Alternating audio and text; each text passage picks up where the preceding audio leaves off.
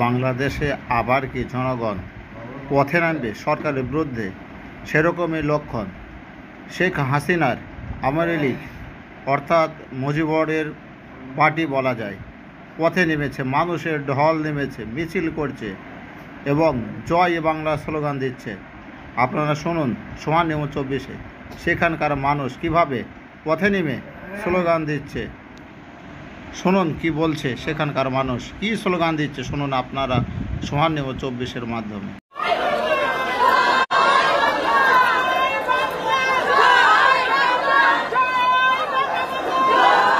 না